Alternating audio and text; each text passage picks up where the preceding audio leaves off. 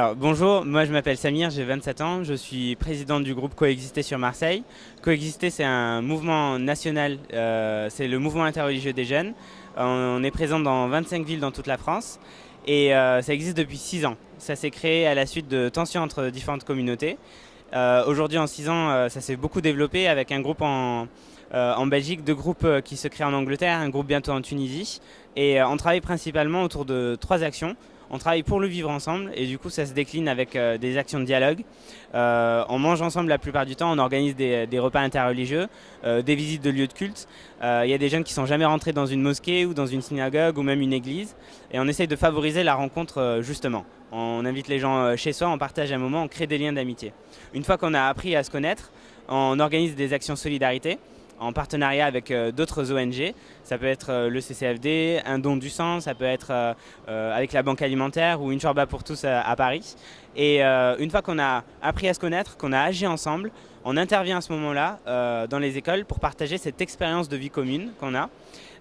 Depuis le début, on est intervenu devant plus de 42 000 jeunes. Dans toute la France. Aujourd'hui, malheureusement, après les attentats à Charlie Hebdo et dans l'épicerie Cachère, on a beaucoup été appelés pour des interventions sur le vivre ensemble. On fait à peu près 30 sensibilisations tous les mois, partout en France. Et du coup, on intervient dans les collèges, les lycées, surtout privés pour le moment. Coexister a remporté un prix il n'y a pas si longtemps que ça, il y a quelques semaines, c'est celui de La France s'engage. On a été reconnu projet présidentiel avec 14 autres associations et à ce titre on va recevoir une aide financière et une aide des différents ministères pour essayer d'élargir nos actions, notamment pour obtenir l'agrément éducation nationale et pour pouvoir intervenir dans toutes les écoles. Depuis les débuts de l'association, il y a beaucoup de personnes qui n'ont pas cru au projet. Ils nous ont traités de bisounours, ils nous ont dit oui mais ça ne va jamais marcher. Et même 6 ans plus tard, avec 1800 adhérents dans toute la France et 25 groupes, il y en a encore qui n'y croient pas. On se dit on ne pourra pas convaincre tout le monde. On s'est emparé de plusieurs questions au nom de l'association. C'est une association laïque. Aujourd'hui, la laïcité, telle qu'elle est définie par les politiques, c'est un terme complètement dévoyé. Alors que la laïcité en France de 1905 permet la séparation de l'Église et de l'État.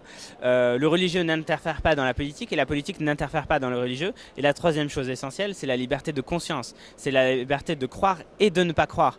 Et à ce titre, on défend la liberté d'expression, on défend la liberté aussi de croire ou de ne pas croire.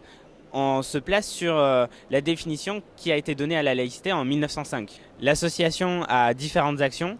La plus connue aujourd'hui peut-être c'est l'Interface Tour. L'année dernière on a envoyé 5 jeunes de différentes confessions dans 50 pays à travers le monde pour récolter les initiatives interreligieuses et essayer d'importer ce qui marche en France.